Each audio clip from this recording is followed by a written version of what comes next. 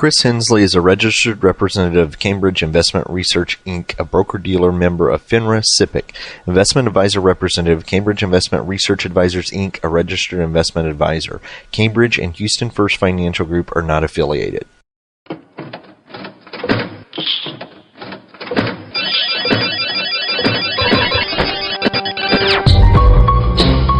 The Houston Midtown chapter of the Society for Financial Awareness presents Money Matters with your host, Christopher Hensley.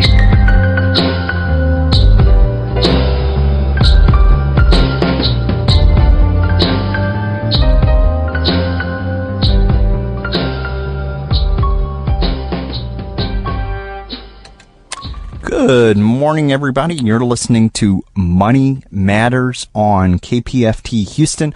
I'm Chris Hensley. The time is now 10 a.m. We have a great show lined up for you today.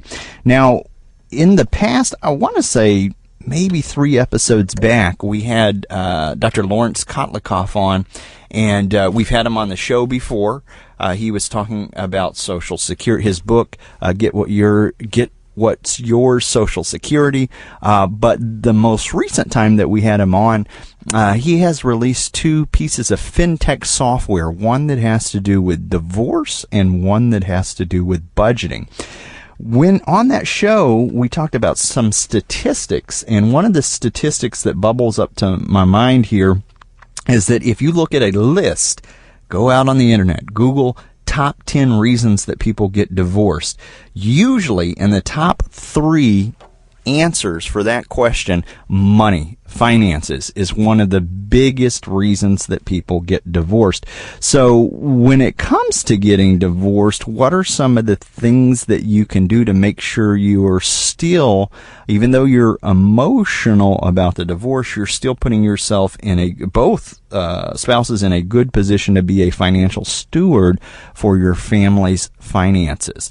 And I thought it would be a good idea to actually bring a certified divorce financial analyst on the air. So we have with us today Joseph Davis, who is a CDFA, Certified Divorce Financial Analyst, which we will learn what that is today. So keep listening. Stay tuned. Joseph will be joining us very, very shortly. But as always, if you are a longtime listener, you know we always reserve just the very first few moments of the show to kind of tell you a little bit about what's going on here locally in the Houston and Gulf Coast area when it comes to financial literacy. So we do have one talk coming up next week on the 26th. Now, most of our talks are free, open to the public. This one is also free, but it is specifically for employees of Harris County. So we're going to be going out to Department of Harris County, and we will be talking about student loan repayment strategies. So this talk, it is free and open to the employees of Harris County. If you know anybody who would be interested in this, let them know. Some of the things we will be talking about are smart goals when it comes to debt repayment, creating a monthly spending plan and how much you have available for debt payments. We're going to look at consolidation, income-based strategies, forbearance, deferral, some of the things that you might not have thought about when it comes to paying back those student loans. I know this is a problem for everybody. Student loans, there's a myth or a misconception out there about people that have student loans, that it's particularly low or moderate income people that have a load of student loan debt. Well, when I work with people from Baylor College of Medicine or University of Texas Healthcare, if you think about attorneys, if you think about doctors, some of them can start into the work world with 6 figures of student loan debt before they even start getting into their peak income earning years. So this student loan debt is a problem for all different types of income levels, and it's something that we will be talking about next week on the 26th. With that, let's go ahead and get Joseph on the air here so we can make sure to have the most time with him. Joseph, are you there? Yes, I am. Excellent. Well, thank you so much for joining us today. Yeah, glad to be here. Thank you. Absolutely. Well, I kind of start the show the same way every time. I like to share your bio with listeners so that they can get to know you just a little bit better. Now, Joseph is a certified divorce financial analyst. You have been a financial planner for the last 12 years. It says your favorite work is as a financial neutral for couples that are cooperative but want to make sure that they don't make financial mistakes in their settlement. You also provide litigation support and partner work with mediators. So that's kind of the root of one of the things we're going to talk about is what is the scope, what is a certified divorce financial analyst, and what's kind of the scope of what they do. Separate from that bio, is there something that you can tell us about yourself that's not on the bio, just so that we can get to know you a little bit better? Oh, God, something about me. Not on my bio. I'm a serial addict. How about that? Oh, that's a good one. Elaborate. No. My wife and I, we always talk about like if there's something you could never do without, I think it would have to be cereal for me. I could live on it for the rest of my life. So that's I don't know. So like one little thing about me, I guess. Breakfast cereals. Yeah, you hit it right on. Been an advisor for the last 12 years. We opened up our CDFA practice in 2015, and primarily started doing it, as I'm sure you're aware as well too, is that years of working with individuals and helping them with their finances and planning and building their retirement and everything like that, and then watching them go through a divorce and literally blow through all of their assets and all of the hard work that they've been putting together for years prior to that point. And within my practice, we work with a lot of women, and we were having a lot of women come to us post-divorce, just really in just terrible financial shape, having money, but just not in a good position. And we saw, those two things combined, and then just with some personal, while I've been blessed to never have a divorce myself personally, I've watched friends and family go through it, and all of those things combined led me to want to work with individuals pre-divorce and help them on the financial side. And I was lucky enough to be introduced to the CDFA work, and then in 2015 we opened that practice.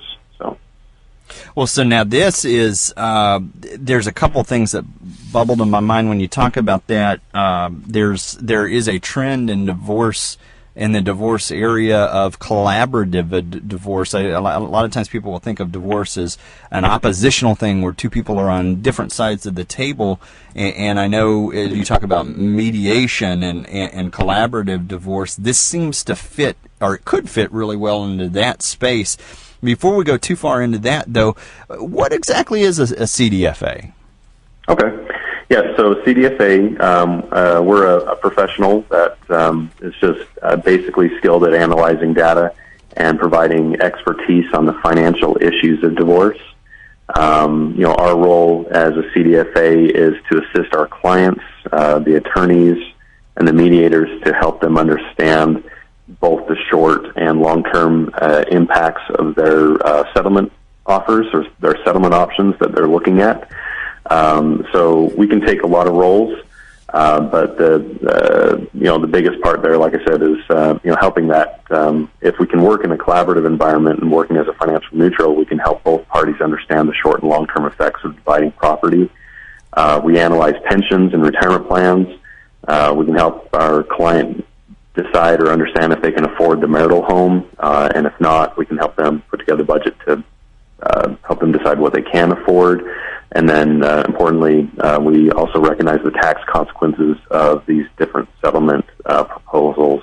One of the things we talk about is that, a 50-50 split or an equal distribution may not necessarily be an equitable distribution for both parties. And so the tax consequence is a big part, depending on what type of assets the clients have. We help out collecting all of the data. So we work with our clients and their attorneys in putting together their financial affidavits. We help them, identify future financial goals, developing budgets, setting retirement objectives, and we can do lifestyle design as well too, to help them identify what kind of lifestyle they want, going forward after the divorce. So you said a lot right there in that description that is extremely important for people, helping people come up with a settlement. One that may not be just what people see as the 50-50 split, because that may not really in the long run be fair to both partners. You talked about things like pensions, where pensions usually there's a decision whether you're going to have your spouse as a beneficiary and that sort of thing.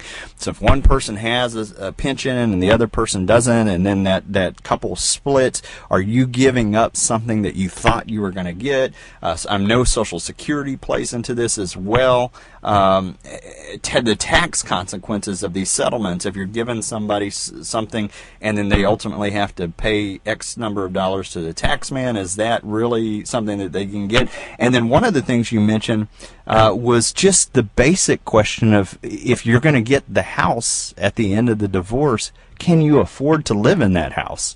Answering that question alone is huge. Sounds like a basic question, but you need to know a lot of information to be able to do that. One of the things that you guys as a CDFA do is help that data collection, working together with the attorney and the client to get there. Now, for people who aren't familiar with the CDFA, can't a regular financial planner or your CPA do those things for you? Yeah, it's a great question. When we step in the role as a CDFA, it's interesting because we're not trying to usurp any existing relationships that those other professionals have.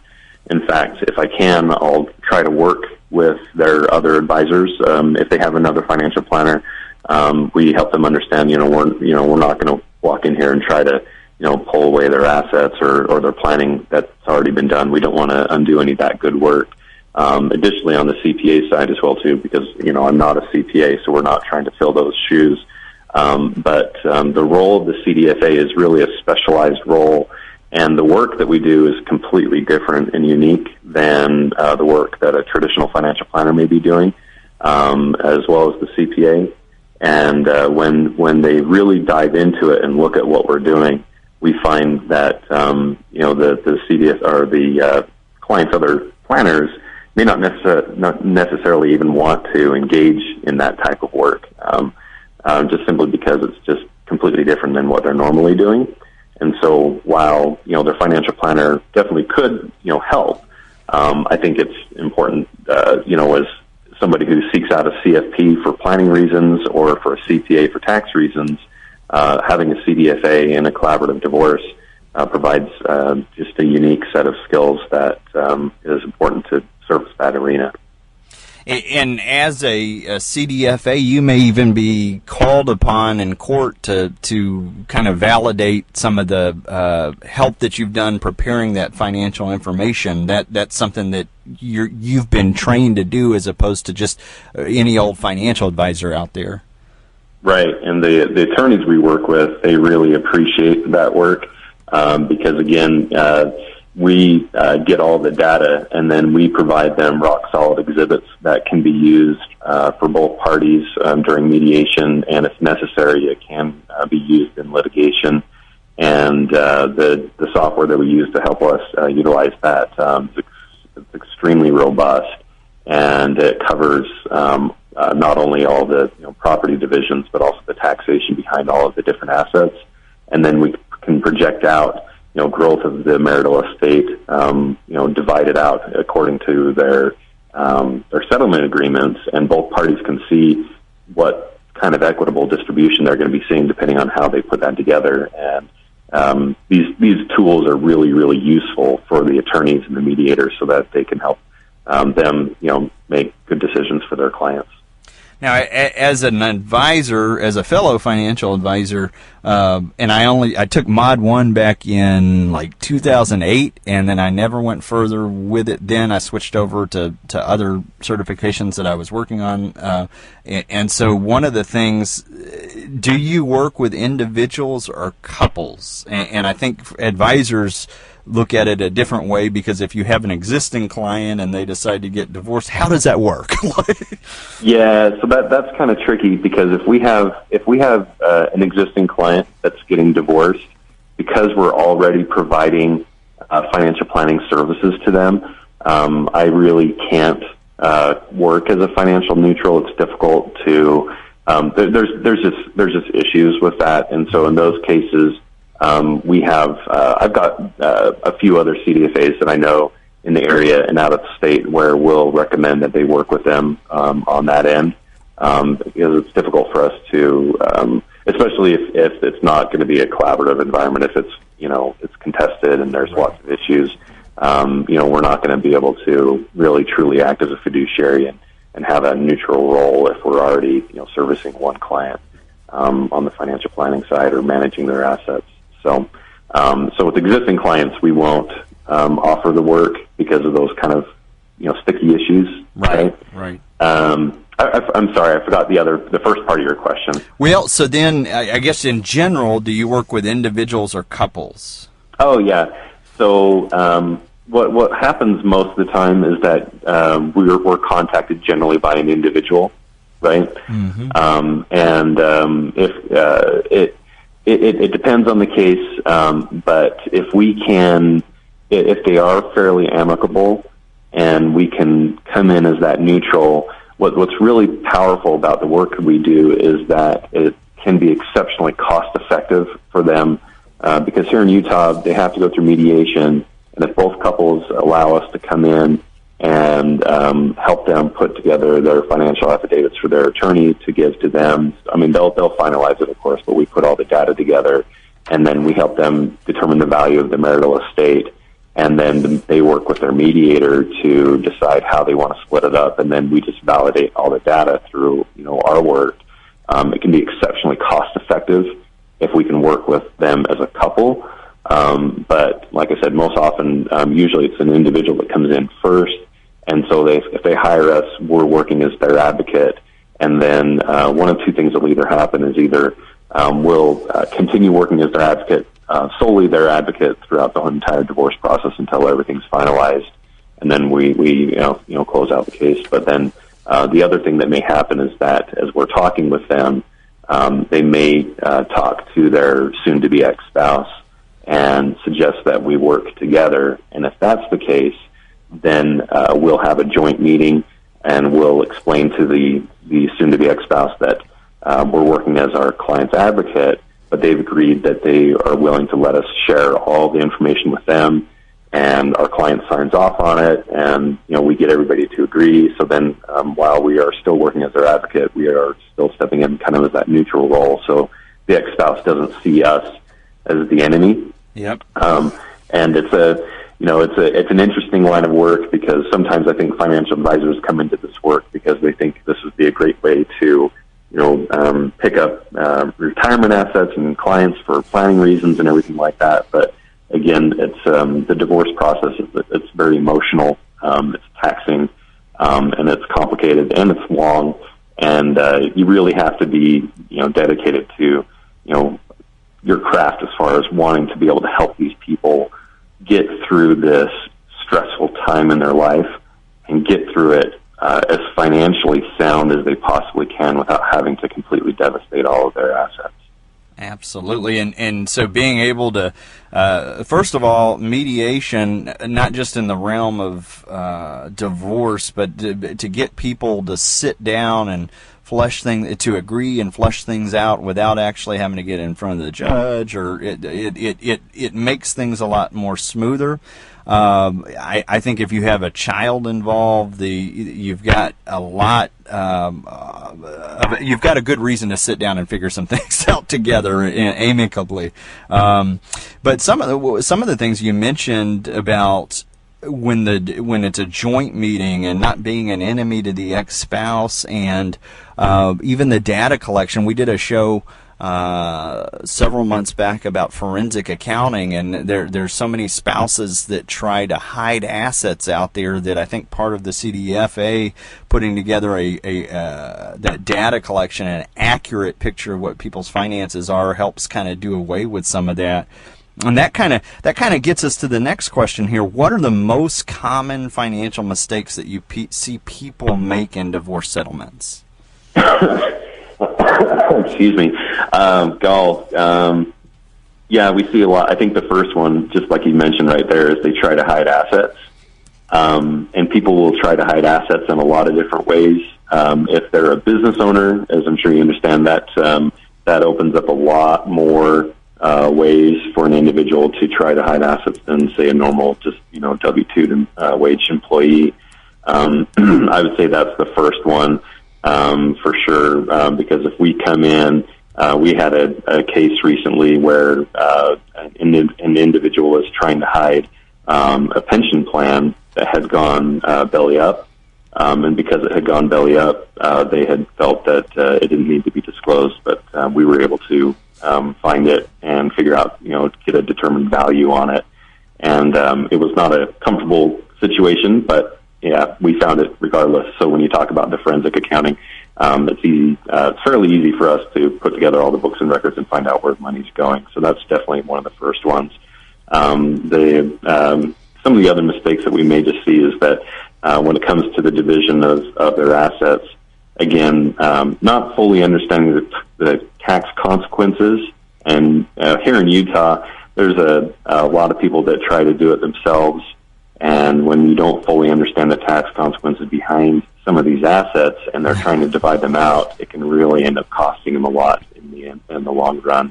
And then the last thing I think would be just, generally not willing to put together the budget and really having to dig into all the information. And that's a hard thing because our clients are generally going through a stressful time in their life, and when we're asking them to collect a lot of data, it's not an easy thing for them, and they may not see the importance of certain assets, or certain things that we request. But if they try to skim it off the top or just not disclose it, it can end up hurting them, quite a bit in the long run. Absolutely. So those are some biggies there. Hiding assets. Be on the lookout for the business owners because there might be unique and creative ways that they can try to do it. The division of assets, not understanding the tax implications. If you're getting part of a settlement that you have a giant 20 to 30% tax bill at the end of the year that you weren't expecting, that's something you definitely need to consider tapping a CDFA or tapping someone to be able to assist in knowing what these decisions mean to you. And then really just the resistance of the people sitting down and putting a budget together when they're having these emotionally charged events going on in their lives at that time.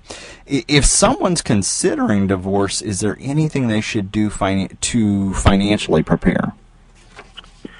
Yeah, so I think the number one thing I would say is get educated. Again, kind of going back to those mistakes, we had a case recently as well where we had an individual that did not want to get divorced and really was just trying to be the nice individual and just walk away and let their spouse have everything and just not, contest it.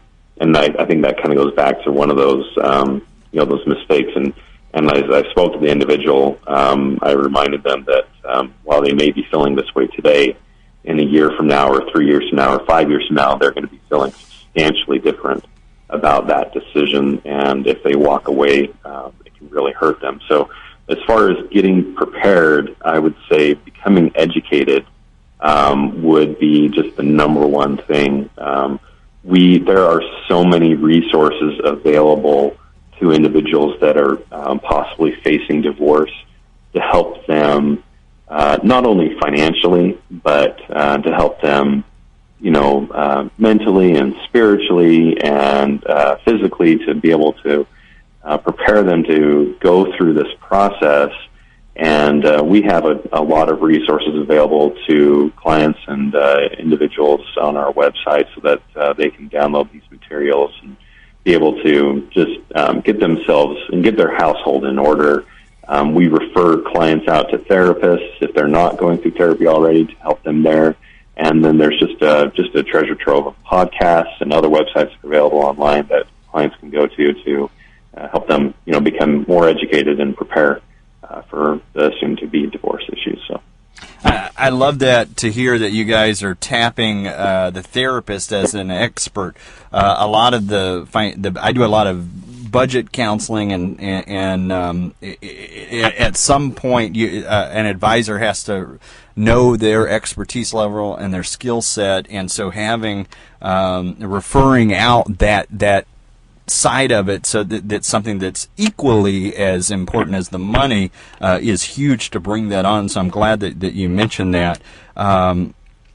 Personally, for you, what are some of the most difficult things that you have to do in your position? Yeah, I'd say again, it comes back to that emotional stress that comes along with these issues. Generally, and you can understand, being a financial planner, we're usually projecting out goals and talking about good things, and people are on board, and it's exciting, and especially frankly, as the market's been so good the last couple of years, every appointment's just exciting and great, right? Yeah. The divorce side's usually not. It's really, I mean, I'm not gonna sit here and tell you that I'm a therapist or anything along those lines, but yeah, our clients are, they're upset. They're going through, probably one of the most stressful, times in their lives. Whether they, sometimes we have clients that are pushing for the divorce, and sometimes we have clients that are, having the divorce pushed on them, and they're equally upset about it. Having to hear about the issues that are happening, especially when there's children involved, and frankly, most of our clients, do have children involved, and just understanding that those emotional impacts that are having, on the clients' lives, that's definitely the hardest thing, is having to just really kind of be there as a shoulder to cry on, if you will. I mean, and just be, again, an advocate for our clients, and helping them work through these issues, and it's stressful. So. Well, I want to tell you thank you for doing what you do. Compassion fatigue. I've gotten accused of being a cheerleader because I'm always optimistic, but this is kind of the space. There's no way to get around this very real emotional stress when people are going through the transition of divorce. So thank you for doing what you're doing. Separate from that, we mentioned a little bit about the home purchase, but with the real estate situation, specifically in Utah in the last few years, are there any creative solutions that you've used for couples who want to divorce but are worried about having to purchase new homes in exceptionally high prices? Yeah, and that's a tricky thing for sure. We go back a few years ago, especially, I mean, the markets were just so down, and so the issue was completely different. But now with the housing markets just going up so quickly, if they're having to sell the marital home and looking at getting into a new home, especially, as I mentioned, a lot of our clients are generally the wife of a fairly wealthy business owner, right, or another type of professional, and so we're working with middle-aged women that are literally starting over again and not wanting to purchase their homes at super high prices. There are ways, again, when we come back to the settlement process and looking at the tax differences of their different types of assets, we may utilize equity in the husband's business or their retirement accounts or other things to help offset some of those issues. If they are forced to have to buy, then unfortunately, in this case, we're going to have to do that. But the advantages of being a homeowner with these individuals is that first of all, if they've owned the home and lived in it for at least the last 2 years, then a married couple, they can exclude up to $500,000 of capital gains for the sale of that home. And so, first of all, and then if they've been separated, it goes down to $250,000, and there's some complications there for each individual. But generally, they can walk away with a tremendous amount of equity without having to have really high taxation or any taxation at all. That can be utilized. So. I'm going to have to stop you right there because we're bumping towards the end of the show. For listeners who would like to find out more about Joseph Davis, you can visit his. Now, you've got a blog as well as the website and it's www.fitdivorce.com. Is that the best way for them to reach out to you? Yep, absolutely. Fitdivorce.com, contact information's there. If you're driving, don't worry about getting a pen and writing it down, because we always have the podcast notes, so that website will be linked to the podcast notes as well. And Joseph, is there anything that I forgot to ask you about that you would like to let our listeners know today? No, yeah, this has been great. Appreciate you having us on, and hope we helped out a few of your listeners. Absolutely. Well, have a great weekend. Thanks for listening to today's episode of Money Matters Podcast. If you enjoyed the show, visit us on the web at www.moneymatterspodcast.com. Drop us a line on SpeakPipe on the right-hand corner. It will receive any voicemails, questions, thoughts, concerns that you have about the show. In addition to this, we recently launched a Patreon campaign. Click on the Donate Now tab to hit the tip jar and find out what Patreon's campaign is all about.